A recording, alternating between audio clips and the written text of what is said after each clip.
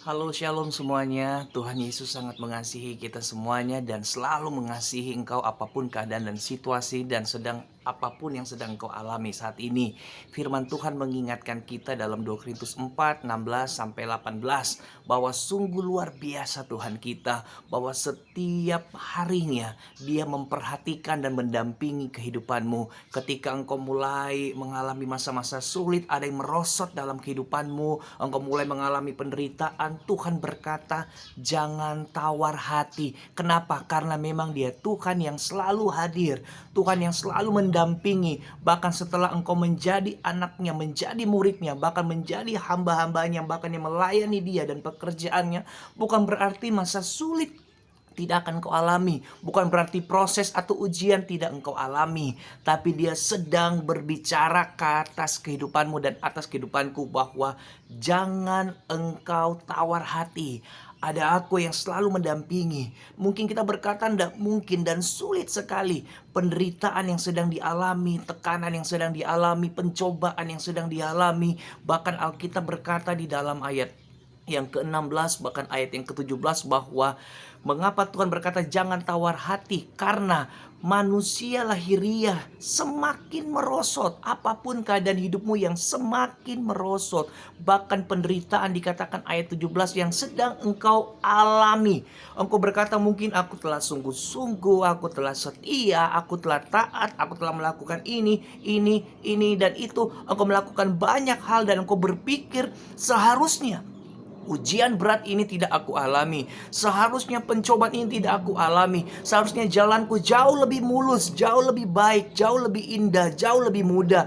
Yes, Tuhan dan janjinya ya dan amin. Tapi kalau kita membaca konteks dari 2 Korintus 4 ini, bahwa ini adalah ayat untuk orang-orang yang telah melayani Tuhan, yang sungguh-sungguh, yang memberi hidupnya bagi Tuhan.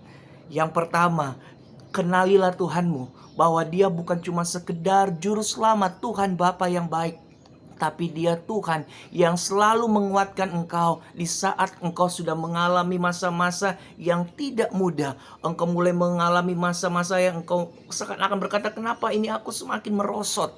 Aku mengalami penderitaan, aku mengalami hal yang tidak menyenangkan ini. Tuhan sedang memperkenalkan dirinya bahwa aku Tuhan yang hadir di setiap musim kehidupanmu. Aku Tuhan yang tidak meninggalkan engkau. Aku Tuhan yang tidak membiarkan engkau. Aku Tuhan yang selalu hadir di masa-masa yang tidak mudah bagimu.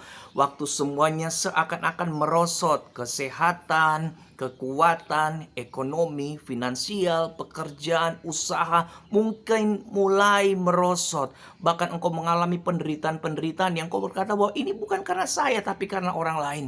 Tapi tetap Dia Tuhan yang hadir dan selalu menguatkan akan kau. Teruslah percaya akan hal itu. Hal yang kedua, dikatakan bahwa bukan cuma manusia lahiriah kami semakin merosot, tetapi manusia batinia kami diperbaharui dari hari ke hari. Berbicara hal yang kedua adalah berbicara tetaplah konsisten dan tetaplah setia dalam disiplin-disiplin rohani. Apapun keadaanmu, seberat apapun, jangan engkau mulai renggang atau tawar hati untuk tidak berdoa, tidak merenungkan firman, tidak ada dalam komunitas rohani yang saling menguatkan. Jangan. Karena ini disiplin-disiplin rohani, supaya kita bisa melihat penderitaan itu ringan, sementara dan sesaat. Kita perlu firman tiap hari. Kita perlu komunikasi lewat doa dengan Tuhan tiap hari. Kita perlu keluarga rohani. Dan yang ketiga, selain engkau mengenal akan Tuhan, disiplin rohani, kita berkata dalam ayat 18 bahwa perhatikanlah hal-hal yang tidak kelihatan, yang kekal. Karena yang kelihatan itu adalah sementara. Manusia dan Tuhan adalah kekal. Apapun seberat apapun hidupmu, perhatikan manusia. Tolong dia, doakan dia, bantu dia mengenal akan Tuhan yang kekal. Bantu dia mengalami akan hidup yang kekal. Bantu dia mengenal Yesus sebagai satu-satunya juru selamat dan Tuhan atas hidup mereka. Bantu mereka menjadi murid Kristus. Tolong mereka, dampingi mereka untuk mereka kuat menghadapi masa-masa yang tegar, masa-masa yang sulit dan tetap tegar, menghadapi masa-masa yang tidak mudah. Dampingi mereka, doakan mereka tetap aktif meskipun engkau sudah mengalami ujian. Tuhan menyertai dan memberikan kekuatan bagi kita. Tuhan Yesus mengasihimu.